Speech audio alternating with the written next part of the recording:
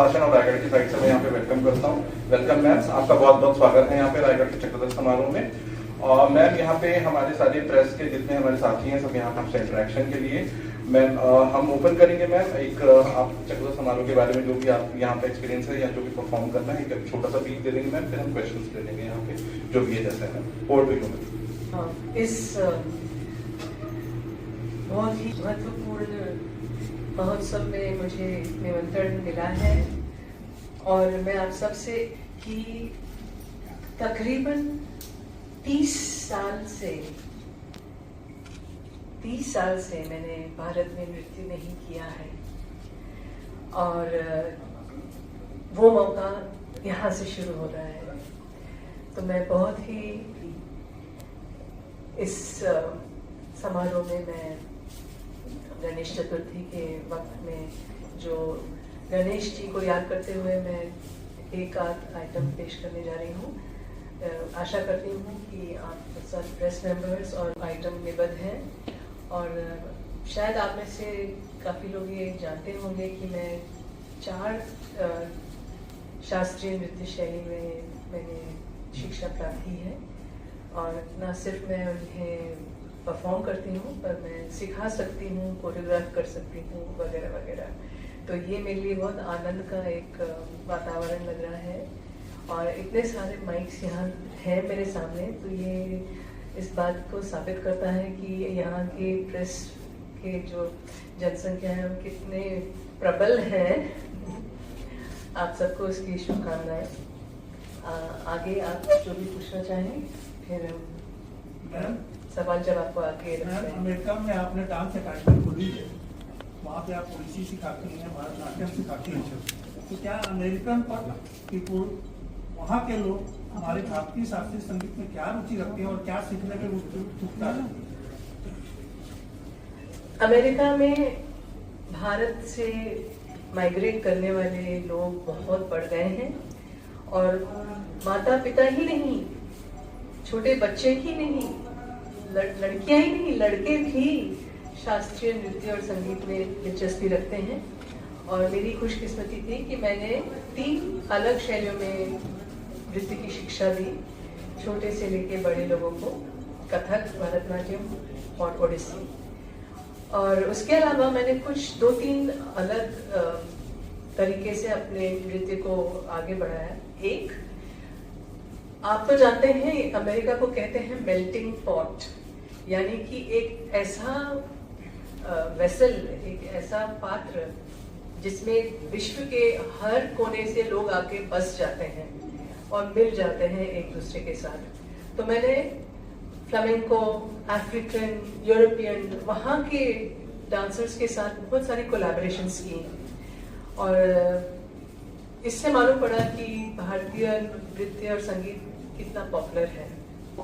और ना ही सिर्फ ये, वहाँ के जो अलग अलग दूसरे डांस टीचर्स थे, मैंने उन सब का संगठन किया। फिल्मों में रहने के बाद थोड़ी बहुत डायरेक्शन का शौक मुझे भी है, तो मैंने उन सब अध्यापकों को डायरेक्ट किया कि आप अपने अपने स्टूडेंट्स को ले आइए और मैं ये कोलैबोरेशन करूंगी जहाँ ऐसा नहीं लगे कि एक टीचर दूसरे टीचर से जलती है, पर ये लगे कि हम लोग सब मिलके भारतीय संस्कृति को यहाँ पेश करना चाहते हैं एकजुट होकर। तो ये सब मैंने किया। मैडम, फिल्मों की बात की, लंबे समय से आप फिल्मों से दूर हैं, कारण कुछ समझ नहीं। कथक, ओडिसी और भरतनाट्यम। आप लोग यहाँ पे डांस एजुकेशन के लिए आए क्या? नहीं, ये बहुत लंबा चलेगा, बहुत लंबा चलेगा, फिर आज का प्रोग्राम रुक जाएगा।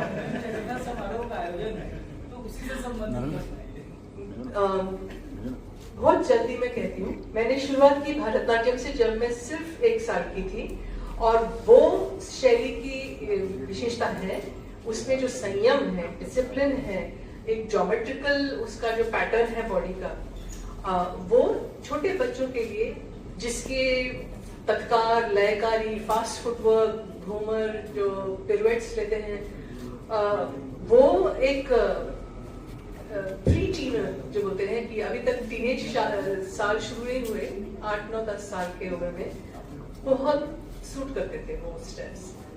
और जब उसके आगे मैंने सोचा कुचिपुड़ी सीखूं आंध्र प्रदेश की।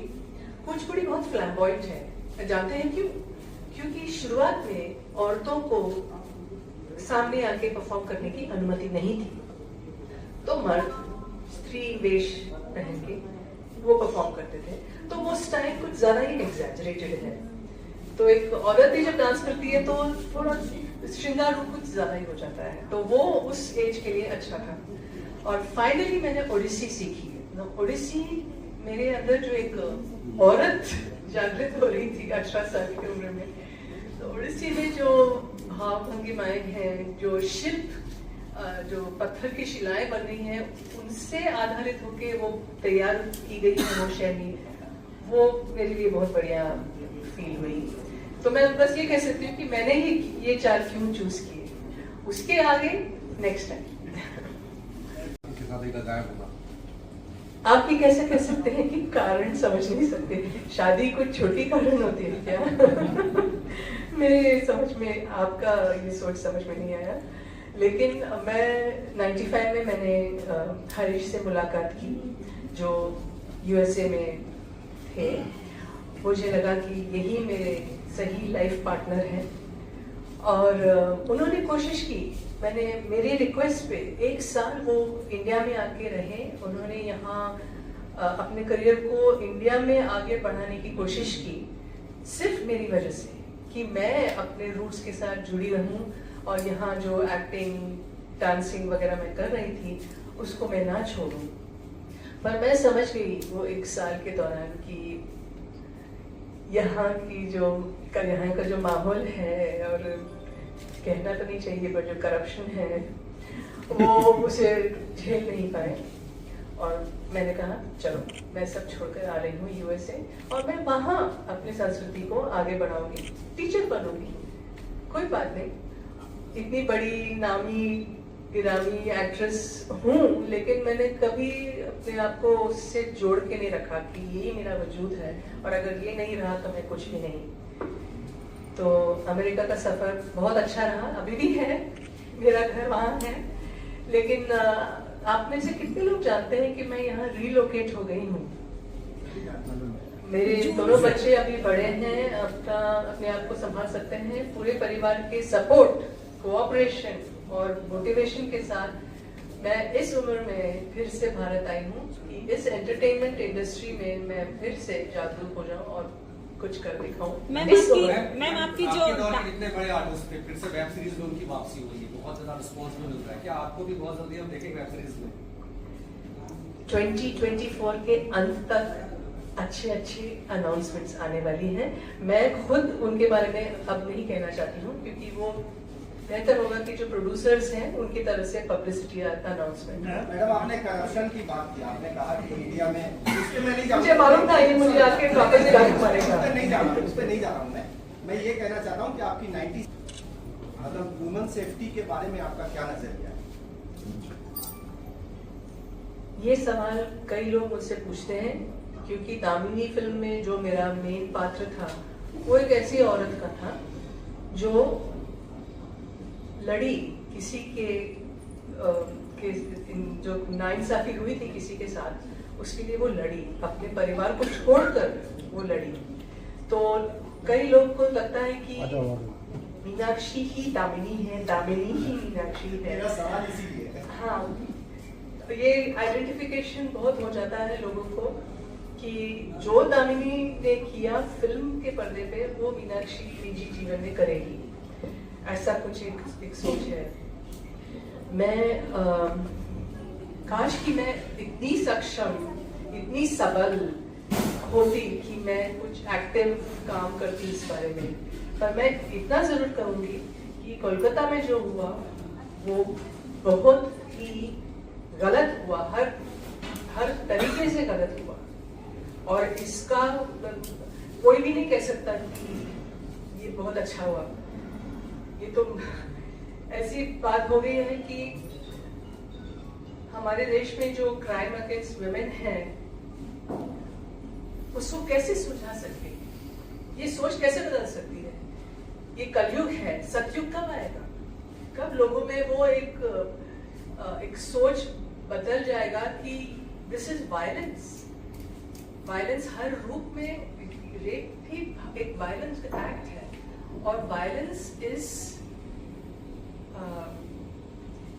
ह्यूमन बीइंग की कमजोरी है। हमें इस कमजोरी से हटके अपने बलबूते पे महान इंसान बनना है। इसीलिए तो we been made as human beings कि हमें वो काबिलियत है कि हम ईश्वर से एक हो सकते हैं। आरोप लगते रहे हैं, इसमें आपका क्या कहना है? मैं आपका सवाल नहीं समझी। मलयालम पिक्चर में अभी कास्टिंग काउच को लेकर बहुत ज्यादा बवाल मचा हुआ है, रोज नए खुलासे हो रहे हैं। ऐसे ही आरोप बॉलीवुड में भी डायरेक्टर और निर्देशक कास्टिंग काउच के लिए लगे, तो इसमें आपका क्या कहना है?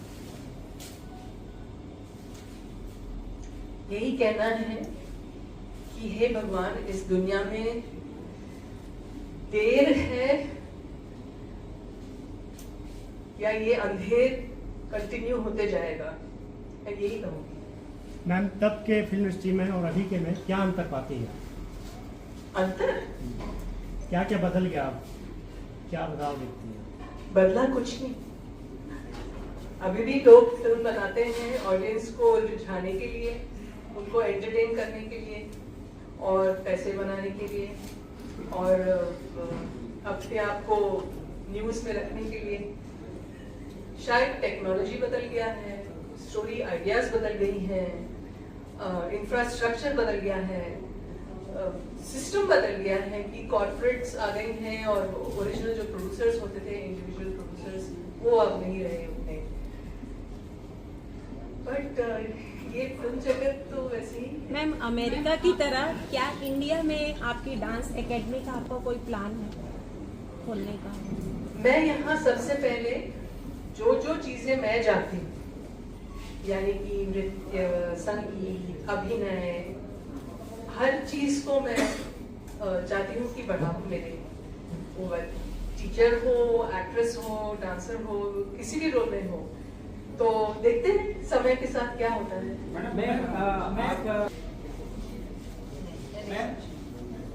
कोई विचार है क्या?